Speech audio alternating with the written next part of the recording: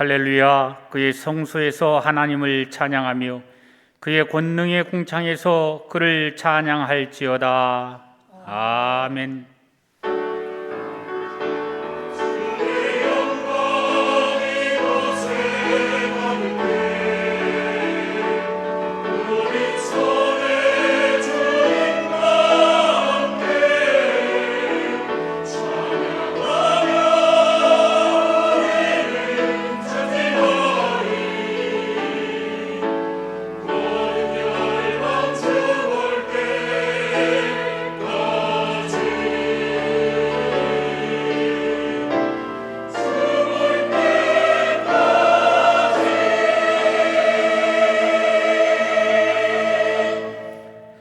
다 같이 찬송가 27장 1절을 부르시겠습니다.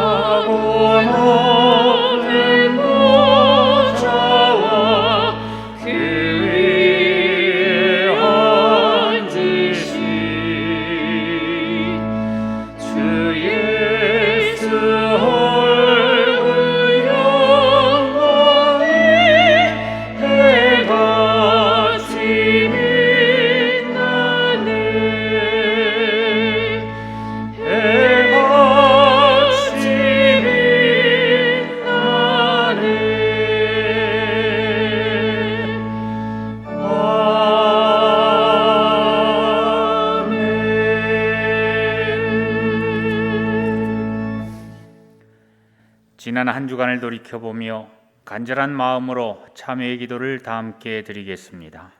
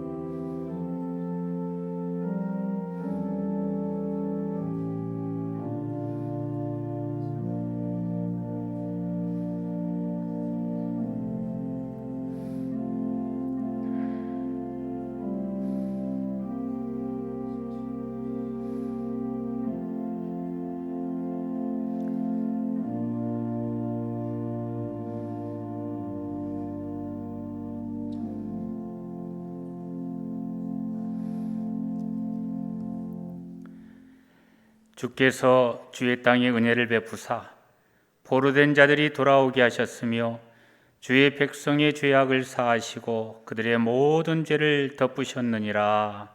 아멘.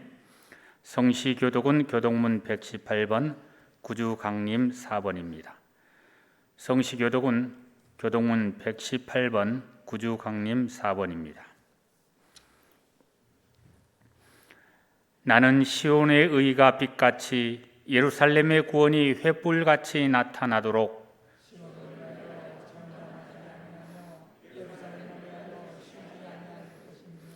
이방 나라들이 내 공의를 뭇 왕이 다 내 영광을 볼 것이요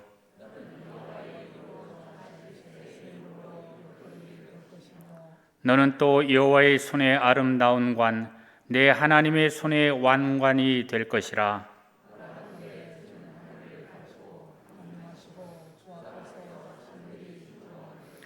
불이 섭을 사르며 불이 물을 끓임 같게 하사 주의 원수들이 주의 이름을 알게 하시며 이방 나라들로 주 앞에서 떨게 하옵소서.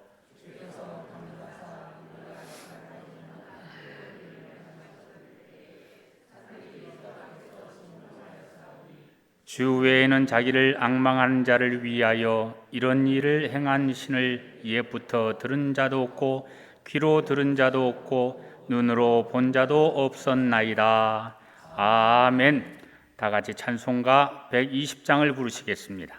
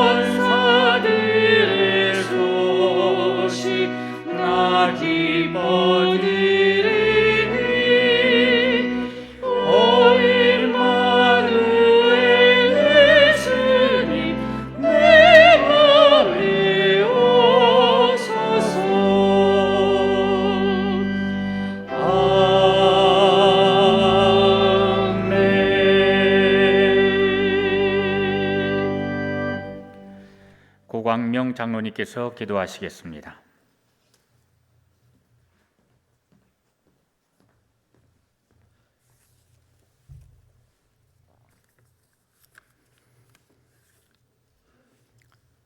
사랑과 은혜가 풍성하신 하나님 아버지, 지금까지 인도하신 하나님께 감사와 영광을 올려드립니다. 이 예배에 참석한 모든 성도님들에게 신령과 진정으로 예배하게 하옵소서. 은혜의 하나님, 지난날의 교만을 용서하여 주시옵고 순종하는 마음을 허락하여 주시옵소서. 내 뜻대로 행한 모든 잘못을 뉘우치오니 이제 주님의 뜻을 따르게 인도하여 주시옵소서. 요즘 오미크론이라는 신종 변이 바이러스로 인하여 또다시 어려움에 처해 있습니다. 하나님 아버지, 이 악한 코로나를 소멸시켜 주시옵소서. 바이러스 퇴치를 위하여 지혜를 주셔서 하루속히 일상이 회복되게 역사하여 주시옵소서. 하나님 아버지, 모두가 힘들다고 하지만 특히 더 힘들어하는 성도님들이 있습니다. 그들의 기도와 간구에 귀 기울여 주셔서 이해가 가기 전에 간구하는 모든 것들이 이루어지는 큰 역사가 있게 하옵소서. 주님, 살아가는 동안 주님을 높이며 찬양하고 주의 일에 전력을 다하는 복된 성도들 되게 하시옵고, 가정의 문제, 자녀의 문제, 물질의 문제 다 해결하여 주실 줄 믿습니다. 또한 이 땅에 떨어진 교회의 건의를 세워주시옵고, 교회가 세상에서 먼저 모범이 되게 하시고 그들을 품고 사랑할 수 있는 교회 되게 하시옵소서. 우리끼리가 아닌 세상 모든 일을 위한 교회 되게 은혜 내려주시어 강림하는 교회, 함께하는 교회, 씻음받는 교회로서 새 예루살렘 같은 은혜광성교회가 되게 하시고, 새해는 성령의 은혜를 통하여 초대교회가 시작되었듯이 저희가 섬기는 은혜광성교회가 성령의 충만함과 뜨거운 은혜를 허락받게 하여 주시옵소서. 초대교회처럼 서로 사랑하고 배려하며 말씀을 사모하고 서로를 위하여 기도하는 영적인 교제로 승리하게 하여 주시옵소서. 주님, 2021년 교회 각 기관에서 수고한 손길들 기억하여 주시옵고, 2022년 새롭게 시작하는 손길들을 함께하여 주시어 지혜와 건강을 주셔서 더욱더 교회가 활기차고 부흥하는 2022년 되게 하여 주시옵소서. 사랑의 주님, 우리 교회가 선교하는 인도, 캄보디아, 조도 땅에도 축복하시어 새해에는 선교할 수 있도록 축복하여 주실 줄 믿습니다.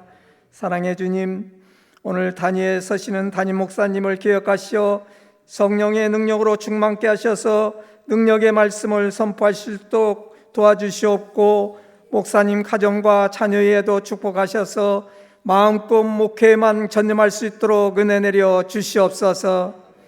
또한 교구를 맡으신 부목사님과 강도사님, 전도사님 가정에도 함께하여 주시옵고 평안을 허락하여 주시옵소서. 하나님, 지난 주일 우리 교회에 참신한 새 일꾼들을 보내주심에 감사합니다. 하나님의 큰 축복받길 새 일꾼들에게 하여 주시옵고, 그들에게 은혜광성께 축복받는 일 더욱 열심히 할 수 있도록 아버지 축복하여 주시옵소서. 자비로우신 하나님, 이 시간 성전과 가정에서 예배보는 모든 성도님들에게 주님의 크신 축복 내려 주시옵소서. 주님, 이 예배를 위하여 수고하는 가브리엘 찬양대의 찬양을 기쁘게 받으시옵고, 모든 대오들에게 하나님의 은혜가 충만하게 하여 주시옵소서. 주님 홀로 영광 받아 주시옵기만 간절히 바라오며, 오늘 또 살아서 역사하시는 우리 구주 예수 그리스도의 이름으로 간절히 기도드리옵나이다. 아멘.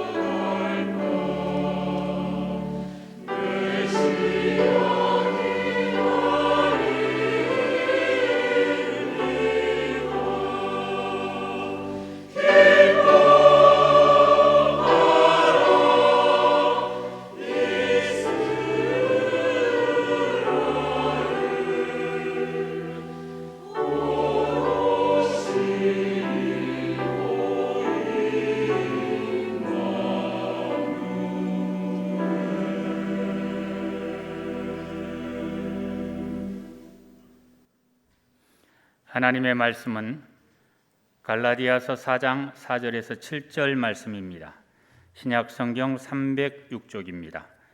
하나님의 말씀은 갈라디아서 4장 4절에서 7절 말씀입니다. 신약 성경 306쪽입니다. 때가 참에 하나님이 그 아들을 보내사 여자에게서 나게 하시고 율법 아래에 나게 하신 것은 율법 아래에 있는 자들을 속량하시고 우리로 아들의 명분을 얻게 하려 하심이라. 너희가 아들이므로 하나님이 그 아들의 영을 우리 마음 가운데 보내사 아빠 아버지라 부르게 하셨느니라. 그러므로 내가 이후로는 종이 아니요 아들이니 아들이면 하나님으로 말미암아 유업을 받을 자니라. 아멘.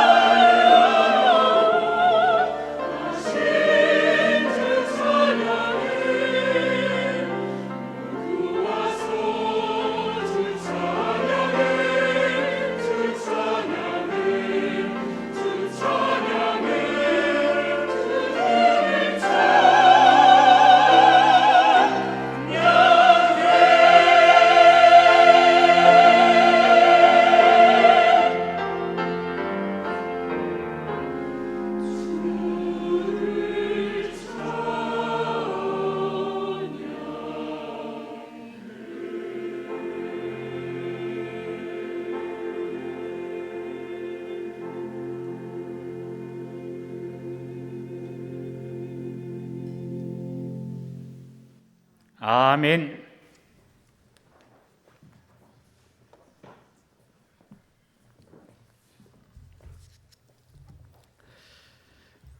갑자기 날씨가 추워졌습니다.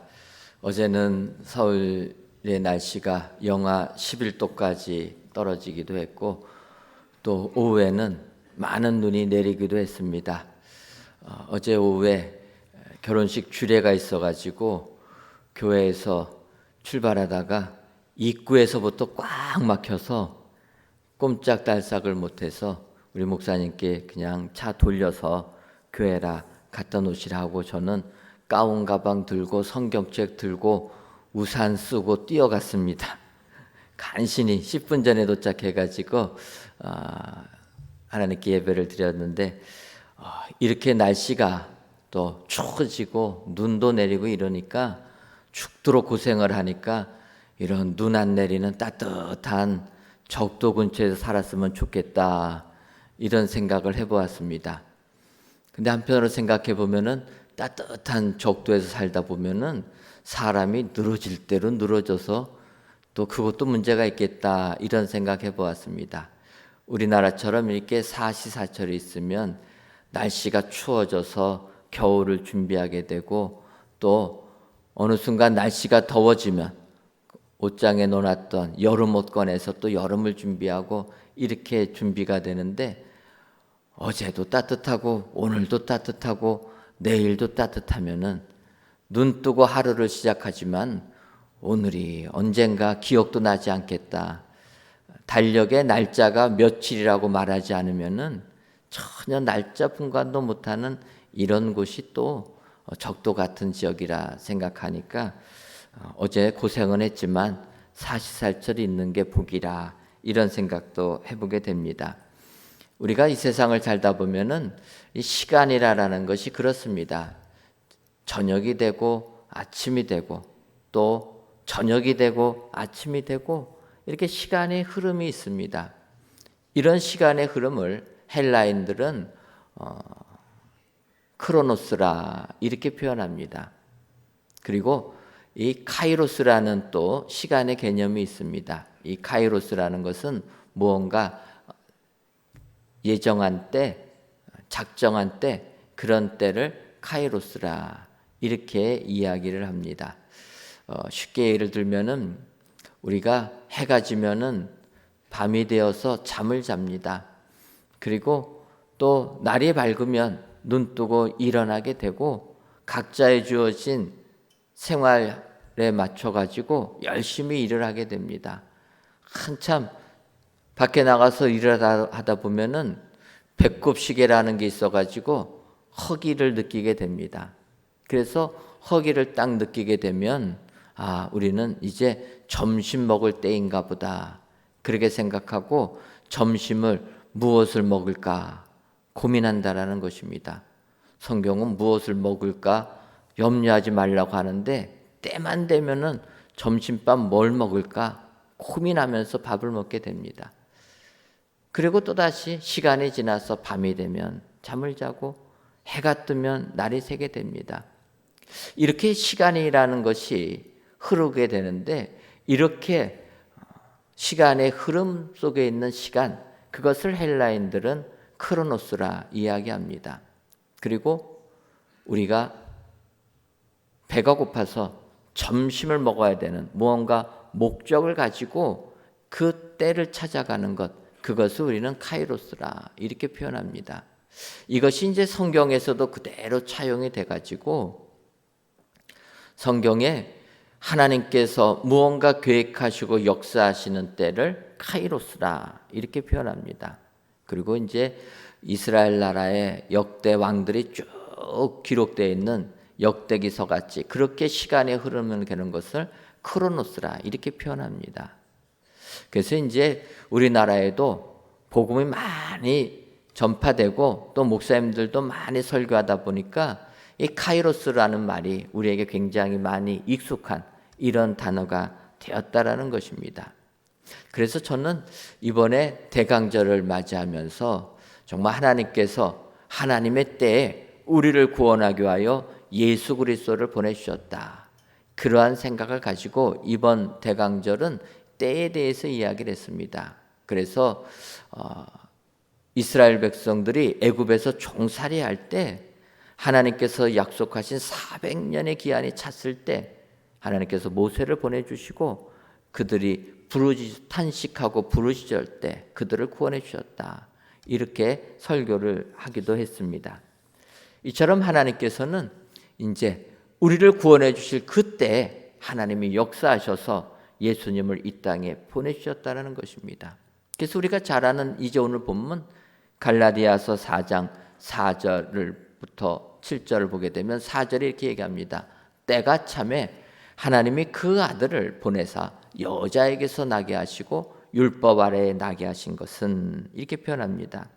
그래서 저도 하나님께서 우리를 구원하기 위하여 예수님을 이 땅에 보내주신 그때가 참에 예수를 보내주셨구나 해가지고 말씀 제목을 정하고 말씀을 선포하기 위해서 이제 성경을 연구하다 보니까 저는 이 때가 참에라는 그 단어가 카이로스라고 생각을 했습니다. 하나님께서 목적하셨던 계획하셨던 그 때가 되었기 때문에 예수를 이 땅에 보내주셨다. 그래서 아무 생각 없이 카이로스라는 걸 생각하면서 말씀을 준비하려고 이렇게 성경을 보고 원문을 보다 보니까 이 원문에는 카이로스가 아니고 크로노스로 되어 있다는 거예요. 크로노스의 때가 찼다라는 것입니다. 근데 사실 크로노스는 그냥 시간의 흐름 속에 기억되는 시간인데 이 구절을 썼습니다. 그때부터 저는 이게 왜 이렇게 쓰여졌을까? 예수님을 보내주신 그때는 하나님이 예정하신 때인데 그 단어가 왜 크로노스가 되었을까? 그래서 혹시라도 바울 사도가 착각을 일으켜가지고 카이로스라고 쓰는 단어를 크로노스라고 쓴 거는 아닐까? 바울의 실수가 아니었을까? 그렇게 생각하면 가장 답이 쉬운데, 근데 여러분들 아시는 것처럼 바울 사도는 학문의 조예가 깊은 분 아닙니까?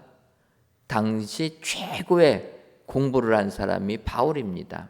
그러니까 바울이 착각해서 단어를 잘못 쓰지는 않았을 것 같고, 그렇다면은 바울이 이 크로노스라는 단어, 그 단어를 쓴 것에는 거기에 의미가 있을 텐데 그 의미가 무엇일까 이렇게 찾아보니까 우리는 그냥 쉽게 이분법적인 사고를 한다라는 것입니다. 헬라인들이 시간이라는 개념을 이렇게 나눴다고 하면 카이로스가 아니면 크로노스구나, 크로노스가 아니면 카이로스구나 이렇게 생각하는데 그것이 아니라 헬라어를 보게 되면 헬라어의 그 시간의 개념은 전체적으로 크로노스라는 개념이 크다라는 것입니다. 그 사이에 부분이 카이로스라. 그래서 하나님께서 창세기 1장에 있는 대로 세상을 창조하십니다. 혼돈 가운데 있는 그 세상을 창조하실 때 빛이 있으라 명하시고 그래서 밤이 되고 아침이 돼서 첫째 날이 되었다. 하나님께서 세상을 창조하실 때 시간도 창조하셨다라는 것입니다. 그 시간은 크로노스의 시간이라는 것입니다. 바꿔 말하면 우리 예수님을 이 땅에 보내주신 이 사건은 인류의 모든 시간 가운데 있는 사건이라는 거예요. 하나님께서 특정한 사건, 우리가 쉽게 이해하는 사건이 아니라 온 인류를 교환하기 위하여 시간의 흐름 속에 우리 주님을 보내주시고 그 주님을 통해서 우리에게 구원의 은혜를 주셨다라는 것입니다. 그래서 하나님께서는 때가 하나님이 생각하는 이 크로노스의 때에서 찼다라는 것입니다. 여러분, 때도 중요하지만 때가 차는 것도 중요합니다. 때가 무르익지 아니하면은 우리는 세상에서 실패한다라는 것입니다. 앞서도 언급했지만 모세, 하나님께서 이스라엘 백성들을 구원해 주시기 위하여서 모세를 예비하지 않았습니까? 그런데 모세가 40살이 되던 해에 이스라엘 백성들을 구원했다고 먼저 나서게 됩니다. 먼저 나섰다가 어떻게 됩니까? 그는 살인자가 되어서 왕궁에서 쫓겨나서 미디안 광야에 고난의 길을 가게 되었다는 것입니다. 여러분, 이 때가 무르익기까지 기다려야 된다는 것입니다. 하나님께서 믿음의 조상 아브라함을 택하셨지만 인류가 계속 죄악 속에 있을 때 그들을 구원하기 위하여 기다리셨다는 것입니다. 결국 2000년 전에 하나님의 때가 찼을 때 예수님을 이 땅에 보내주시고 그 예수를 믿는 우리에게 구원의 은혜를 주신 줄 믿습니다. 오늘 귀한 예배를 드리시는 사랑하는 성도 여러분, 하나님께서 우리를 사랑하셔서 때가 참에 아들을 보내주신 그 하나님을 기억하시고 오늘도 우리 하나님께서 우리를 구원해 주시고 베푸시는 은혜가 무엇인가 살펴보시고 그 은혜를 받아 누리시는 저와 여러분들 되시기를 주님의 이름으로 축원합니다. 그렇다면은 때가 참에 하나님께서 우리를 구원하기 위하여 베풀어 주신 은혜는 어떠한 은혜가 있습니까? 첫째로는 아들을 보내주신 은혜입니다. 오늘 보면 갈라디아서 4장 4절을 다시 보면 때가 참에 하나님이 그 아들을 보내사 여자에게서 나게 하시고 율법 아래에 나게 하신 것은 이렇게 말씀하고 있습니다. 하나님께서 아들을 보내주신 것이 은혜라는 것입니다.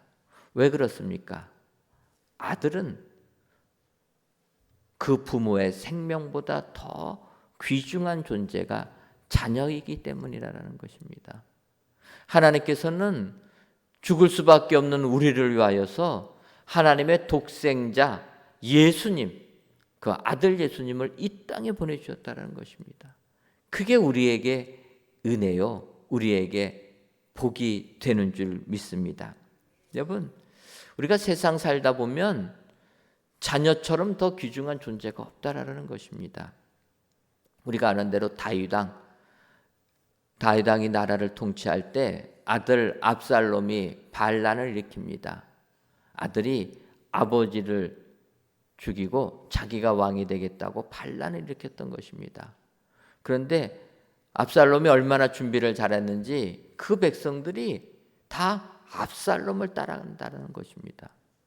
그러니까 다윗이 보니까 자기를 지지하는 사람이 얼마 없으니까 결국은 소수의 군대를 이끌고 도망을 가게 됩니다. 도망을 가서 이제 전열을 가다듬고 압살롬 군대와 전투를 벌이게 됩니다.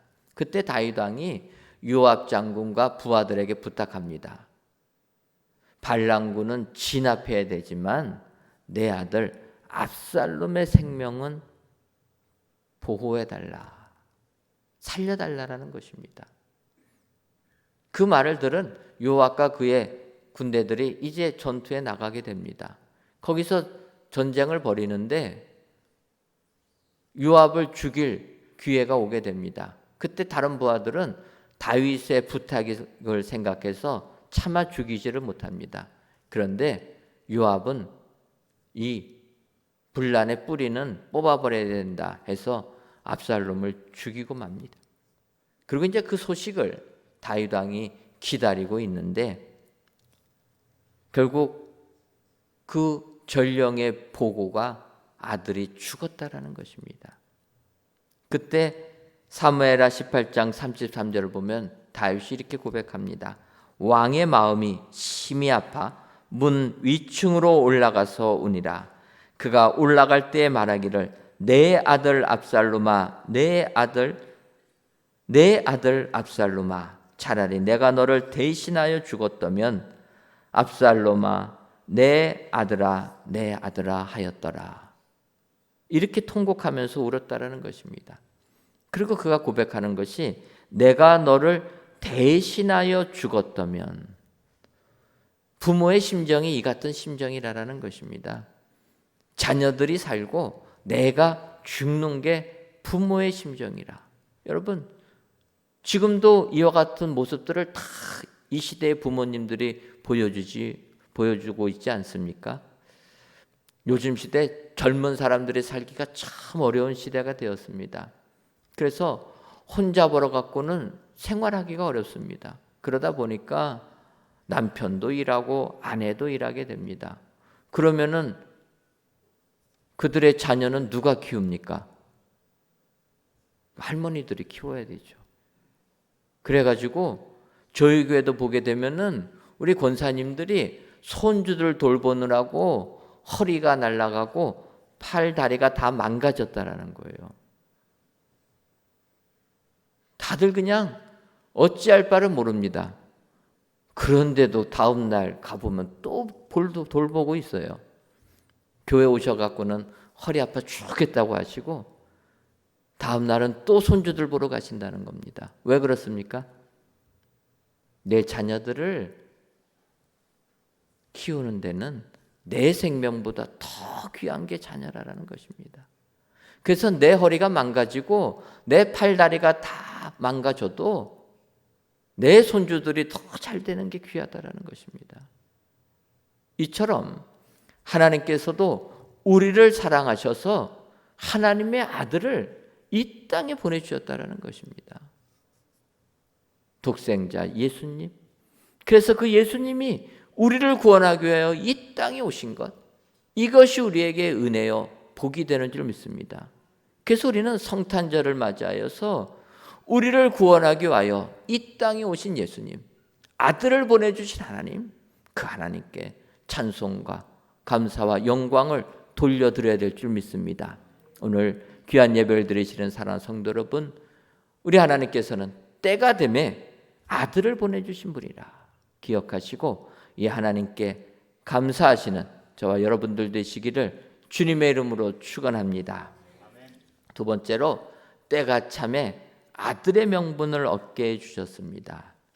오늘 보면 갈라디아서 4장 5절을 보면 율법 아래에 있는 자들을 속량하시고 우리로 아들의 명분을 얻게 하려 하심이라 이렇게 말씀하고 있습니다.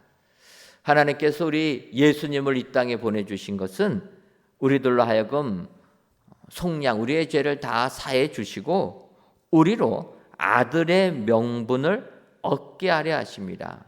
그러니까 아들의 명분을 얻게 한다라는 것은 아들이 아님에도 불구하고 아들인 것으로 인정해 주겠다. 쉽게 말하면 양자 삼아 주셨다는 것입니다. 양자로 삼아 주셨다. 여러분, 이렇게 하나님의 자녀로 양자녀 되는 것이 축복이라는 것입니다. 왜 그렇습니까?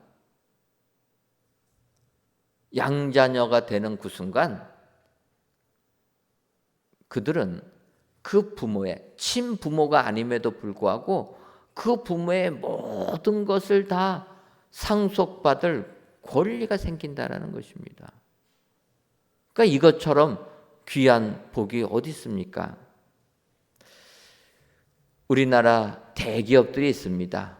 대기업들은 그룹으로 이룬 그룹들인데 그러다 보니까 얼마나 그 재산이 많습니까? 근데 이런 대기업들을 보게 되면 그 재산 때문에 형제간에 다툼 없는 대기업이 거의 없다라는 거예요. 어떠한 대기업을 봐도 그 기업을 창업한 부모가 돌아가시고 나면은 형제끼리 재산 나눠 갖겠다고 소송을 한다라는 거예요. 근데 소송 안 하는 그룹이 없습니다. 근데 제가 보면은 하나 그룹, 그 한 그룹만큼만은 소송을 하지 않는 우리나라의 앞에 손꼽히는 그룹이 하나 있다. 이런 생각해 봅니다. 그 그룹은 그 창업주가 자녀들이 이런 재산 분쟁에 휘말리지 않도록 그렇게 얘기했습니다. 우리 가문은 장자가 모든 것을 다 계승한다. 그러면은 다른 자녀들이 반발하지 않겠습니까? 그런데 그 집안은 그 아버지가 그렇게 얘기하니까 자녀들이 다 순종했다라는 거예요. 그걸 보면 그 아버지가 얼마나 자녀들로부터 존경받는 사람이었을까 느끼게 됩니다. 그러니까 그 자녀들이 다 순종합니다. 그래서 그 기업은 장자 승계의 원칙을 가지고 그 그룹의 총수를 장자에게 물려줬다라는 거예요. 그래서 1대가 가고 2대가 물려받게 되고 2대가 또 지나가면 3대가 물려받게 되고 이제 4대에게 물려줄 때가 됐는데 그 3대 때 문제가 생긴 것입니다. 그 문제가 뭐냐면 그 장자가 있어야 되는데 그 장남에 아들이 없다라는 거예요. 근데 사실은 그 장남이 일남 이녀를 두었습니다. 그런데 그 아들이 19살 되던 해 불의의 사고로 세상을 떠나고 만 것입니다. 그러다 보니까 이 그룹은 장자 승계의 원칙을 가지고 형제 간의 재산 다툼 분쟁 없이 아름답게 후계자를 세우면서 넘어갔는데 장자가 없는 겁니다. 그래서 이 그룹에서 그럼 어떡할 것인가? 어쩔 수 없이 장남 말고 둘째를 보니까 둘째의 아들이 있습니다. 그러니까 그 둘째 아들을 첫째 큰아버지의 아들로 양자 보내버렸다는 거예요. 그래가지고 졸지에 그 사람은 큰아버지의 아들로 양자로 입적이 되었다는 것입니다. 그리고 나서 그분이 돌아가시게 되었습니다. 그러니까 그 대기업을 이 양자로 간 아들이 다 물려받았다는 거예요. 저는 그 기사를 보면서 양자라는 게 이렇게 좋은 거구나. 사실 그분도 작은 아버지 아들이니까 그 그룹은 이제 장자에게 모든 걸 물려주면 나머지 형제들은 아예 따로 분리해서 회사 하나씩 차려가지고 그 그룹에서 떠나게 만듭니다. 그 그룹 안에 있으면 또 싸움 나니까 아예 단절시킨다는 거예요. 그냥 그 둘째 아버지도 결국은 다른 회사 새려가지고 사장 됐는데 거기 아들이었는데 거기가 친아버지인데 큰아버지 아들로 장자 같다. 양자로 들어간 것입니다. 솔직히 저는 그 둘째 아들, 친아버지의 아들만 돼도 얼마나 좋겠습니까? 조그만한 기업이라도 그거 물려받으면 얼마나 좋습니까? 그런데 그 아들이 큰아버지의 양자로 들어가게 돼가지고 그 대기업의 총수가 되었다는 것입니다. 여러분, 양자됨의 축복이 이와 같다라는 거예요. 나의 친아버지는 아니지만 양자가 되는 그 순간 친아버지의 모든 것을 내가 상속받을 권리를 얻었다라는 것입니다. 그래서 그 양자가 되는 것이 그에게는 복이라는 것입니다. 여러분, 오늘 성경이 말씀하고 있습니다. 하나님께서 예수님을 이 땅에 보내주시고 우리로 아들의 명분을 얻게 하려 하십니다. 우리로 하나님의 양자와 양녀로 다 삼아주셨다라는 것입니다. 우리가 예수님을 믿기만 하면 하나님의 아들, 딸이 된다라는 것입니다. 친부모는 계시기 때문에 하나님의 양자요 하나님의 양녀들이 다 됐다라는 것입니다. 그러면 하나님이 가지신 모든 것을 우리는 기업으로 물려받게 될 줄 믿습니다. 여러분, 우리 하나님이 어떤 분이십니까? 이 세상을 창조하신 분입니다. 그의 아들 예수님 어떠한 분이십니까? 여러분, 예수님 이 땅에 오셔서 손만 대시면 병자들이 다 나았던 그런 능력자이십니다. 지금 코로나19 때문에 우리가 얼마나 어렵습니까? 건강이 다 망가지고 있습니다. 하지만 우리 예수님 손만 대주시면 낫게 된다라는 거예요. 먹을 것이 얼마나 없습니까? 여러분, 이 세상 살다 보면 물질 때문에 눈물 흘리는 분들 많이 있습니다. 정말 자존심 다 상해가면서 물질이 없어서 우리가 고개 숙인다라는 것입니다.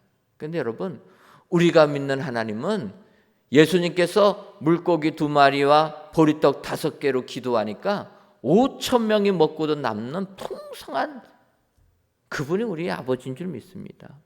여러분, 예수님이 죽은 나사로를 위해서 기도하니까 죽은 나사로, 벌써 썩어져 가고 있던 나사로가 살아났다고 이야기합니다. 이런 분을 우리는 아버지로 모신다라는 것입니다. 그런 하나님의 자녀가 되었다는 것 얼마나 큰 축복입니까? 여러분, 하나님께서는 죄인인 우리, 아무 능력 없는 우리, 하나님께서 창조하신 이 세상, 그 시간의 흐름 속에서 때가 되니까 예수님을 보내주시고 우리로 하여금 양자요 양녀로 삼아주셨다. 여러분, 이것을 기억하시고 이 하나님께 영광을 돌리시는 여러분들 되시기를 주님의 이름으로 축원합니다. 마지막 세 번째로 하나님께서는 때가 참에 아들의 영을 보내주셨습니다. 갈라디아서 4장 6절을 보면 너희가 아들이므로 하나님이 그 아들의 영을 우리 마음 가운데 보내사 아빠 아버지라 부르게 하셨느니라, 이렇게 말씀하고 있습니다. 이 아들의 영이라는 것은 성령님을 의미합니다. 그러니까 성령님이 우리에게 임하시면 그래서 우리가 하나님을 아빠 아버지라 부를 수가 있다라는 것입니다. 근데 예전 개역 성경은 아바 아버지라고 되어 있습니다. 그런데 이번에 바뀐 개역 개정 성경은 아빠 아버지라. 근데 사실은 아빠 아버지라고 부르는 게 맞는 단어라는 것입니다.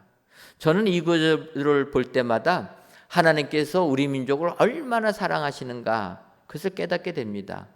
그것은 이렇게 우리를 구원하기 위하여 이 땅에 오신 예수님을 이야기하는데 이 아빠라는 단어가 우리 민족이 쓰는 아빠라는 단어와 똑같다라는 거예요. 헬라어를 보게 되면 이 아바라는 게 알파와 베타, 베타 알파, 영어로는 A, B, B, A를 씁니다. 그래서 발음을 아바라고 하지만 우리나라 사람들은 비읍 발음 2개 있으면은 아빠가 되지 않습니까? 그러니까 이 발음이 헬라어에 있는 발음 그대로라는 것입니다. 근데 의미까지 똑같다라는 거예요. 그래서 이 아빠라고 부를 수 있는 게 복이라는 것입니다. 아버지를 아빠라고 부를 수 있는 게. 여러분, 아빠라는 단어는 누가 부릅니까? 어린아이들이 아버지를 부를 때 아빠라고 하는 겁니다. 그러다가 이제 그 자녀들이 조금 자라게 되면 어느 순간 아빠라는 용어는 쓰지 않고 아버지로 바뀐다라는 거예요.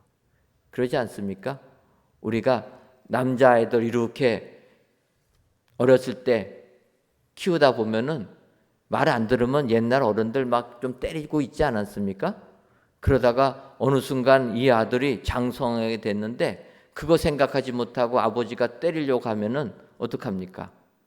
그 아들이 아버지 손을 딱 잡고 아버지, 그러면 힘에 밀려가지고 때리지 못하는 경우가 있다라는 거예요. 그때는 아빠라고 안 한다는 거예요. 그때는 아버지입니다. 어렸을 때는 아빠인데 장성해지면 아버지로 바뀐다는 거예요. 근데 여러분, 아빠라고 부를 때와 아버지라고 부를 때는 차이가 많이 있습니다. 아빠라고 부를 때는 가장 포근함을 느낄 때, 천진난만할 때 그때 아빠라고 부르는 거예요. 근데 아버지라고 부를 나이대가 되면은요, 벌써 세상 살았다고 세상에 짓눌려서 부르는 때입니다. 여러분, 나이가 들면 나름대로 다 책임감이 생기지 않습니까? 가정을 이루면 남편으로서, 아내로서, 부모로서 그런 책임감이 우리들을 짓누른다는 거예요. 그 책임감에 헤어나오기가 어렵습니다. 어찌 보면은 사람의 인생이 어른이 되는 그 순간 죽을 때까지 책임감에서 벗어나지 못합니다. 그런데 오늘 성경은 우리가 예수님을 믿고 성령님이 하시면 하나님을 아빠라고 부를 수 있다는 거예요. 우리의 어렸을 때 포근함을 주는, 따뜻함을 주는, 행복감을 주는 하나님을 아빠라고 믿게 된다. 여러분, 이게 은혜요 복이 되는 줄 믿습니다. 우리가 믿는 하나님은 두려운 하나님, 무서운 하나님이 아니라 우리를 따뜻하게 맞이해 주시는 아빠와 같은 하나님이라. 여러분, 하나님께서 때가 되면 그런 예수님을 우리에게 보내주시고 우리로 하여금 구원의 은혜를 주신 줄 믿습니다. 오늘 귀한 예배를 드리신 저와 여러분들이 우리 하나님의 이 사랑을 기억하시고 그 하나님께 영광을 돌리시는 은혜의 성도님들 되시기를 주님의 이름으로 축원합니다. 기도하겠습니다. 하나님, 오늘도 저희들을 사랑하셔서 추운 날씨 속에서도 성전에서 또는 영상으로 예배를 드리게 하시니 감사합니다. 예배를 하나님께 드리는 모든 예배자들을 기억하여 주시고 그들의 삶 속에 구원의 은혜가 충만하게 하여 주옵소서. 오늘은 우리를 사랑하셔서 하나님의 때가 참에 2000년 전에 아들을 우리에게 보내주시고 그 아들을 믿음으로 말미암아 우리를 양자 삼아 주셔서 하나님의 자녀 되게 하시니 감사합니다. 위에는 성령님을 내 안에 모셔 하나님을 두려운 하나님이 아니라 친밀한 아빠 아버지로 인정하는 우리 모두가 되게 하여 주옵소서. 예수님의 이름으로 기도하옵나이다. 아멘.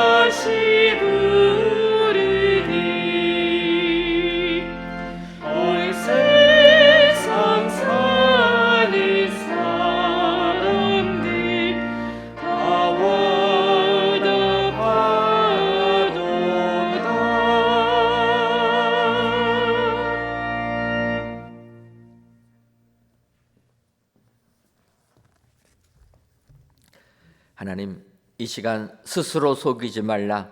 하나님은 업신여김을 받지 아니하시나니 사람이 무엇으로 심든지 그대로 거두리라는 말씀을 의지하며 귀한 예물을 하나님께 바칩니다.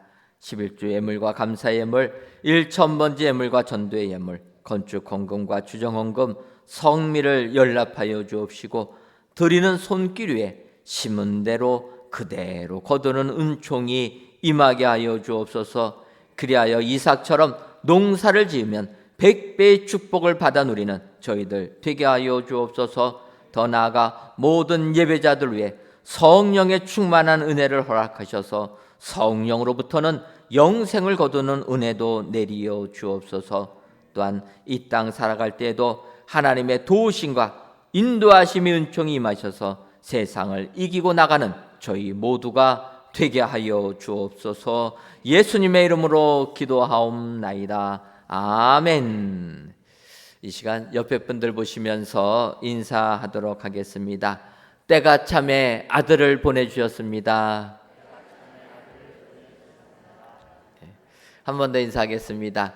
때가 참에 아들의 영도 보내주셨습니다. 그리하셔서 때가 참에 아들을 보내주시고 우리에게 구원의 은혜를 주신 우리 하나님께 영광과 찬송을 돌려드리는 여러분들 되시기를 주님의 이름으로 축원합니다. 교회 소식 전해드리도록 하겠습니다. 오늘 저녁 예배는 나사렛 찬양대 주체로 성탄 축가 찬양 예배로 드리고 2부에는 재직회를 진행하도록 하겠습니다. 우리 성도님이 기억하시고 오늘 저녁 시간에 많이 참여해 주시기를 바랍니다. 12월 25일 토요일은 성탄절로 지킵니다. 성탄절 예배는 주일과 동일하게 드리는데 여러분들 모두 참여하셔서 우리 아기 예수님의 탄생을 축하해 주시기를 바랍니다. 2021년도 다락방 기도회가 모이기를 힘쓰는 교회라는 주제로 26일 주일 저녁부터 31일 금요일 저녁까지 진행됩니다. 우리 성도님들의 많은 참여를 부탁드리고 예년에는 저희들이 다락방 기도회를 하게 되면은 저녁 9시부터 시작했는데 지금은 코로나19로 인하여서 정규 예배 시간에만 가능합니다. 그러니까 여러분들 이해해 주시고 이번 21년도 다락방 기도회는 주일날에는 저녁 6시, 평일에는 저녁 8시, 그리고 수요일에는 저녁 7시 반 우리가 예배드리는 시간에 맞춰서 예배를 드립니다. 여러분들 그나마 이렇게 다락방 기도할 수 있다는 것 감사하시고 많이 성전에 나오셔서 1년을 기도로 마감하시고 새해를 기도로 시작하시는 여러분 되시기를 바랍니다. 공동의회 결과를 말씀드립니다. 지난 주일에 있었던 공동의회를 통하여서 장로님은 백은지 집사님 한 분과 집사님은 강정호 서리집사님의 총 52분, 권사님은 곽호성 서리집사님의 총 79분, 그래서 전체 132명이 피택되셨습니다. 저희가 주보에다가 명단을 다 실지 못해서 다음 주에는 게시판에다가 공고하도록 하겠습니다. 여러분들 기억하시고 먼저 피택되신 132명 분들에게 축하를 드리고 여러분들은 이제 공동회를 통해서 장로로 집사로 권사로 피택되었습니다. 그러니까 뽑혔다라는 것입니다. 근데 아직은 장로님이 아니고 권사님이 아니고 집사님이 아닙니다. 정식 집사님과 권사님, 장로님이 되려면 피택 교육을 다 마치시고 임직 예배를 통해서 안수를 받고 또 선언을 해야지만 정식 직분자가 된다라는 것입니다. 그러니까 여러분들 지난 금요일부터 이제 피택자 교육 시작했는데 피택되신 분들은 6개월 동안 열심히 훈련에 참여해 주시면 감사하겠습니다.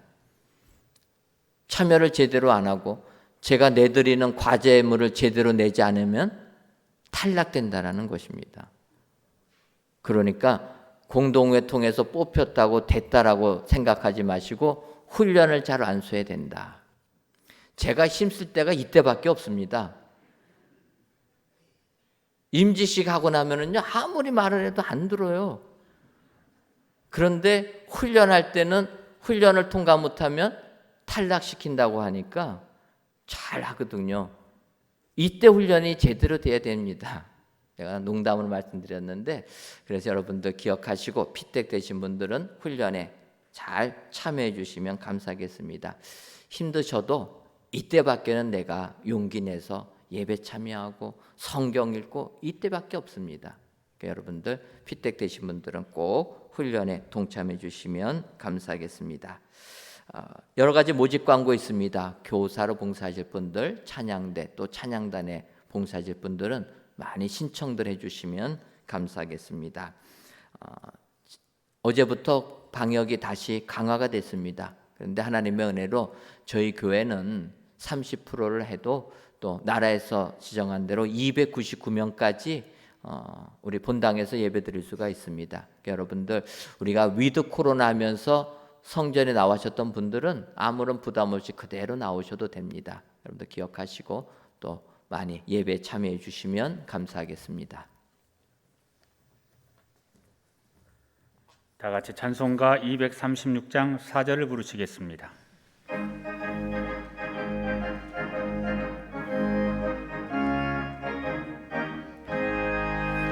아름다운 그곳에서 구속받은 성도와 사랑하는 주님 만나 뵈올 때 주의 영광 노래하며 영원토록 살리라. 새 예루살렘에서 성도들이 함께 올 때 기뻐 노래하리라. 새 예루살렘 새 예루살렘 호산나를 높이 불러 왕이 왕을 맞으리. 새 예루살렘에서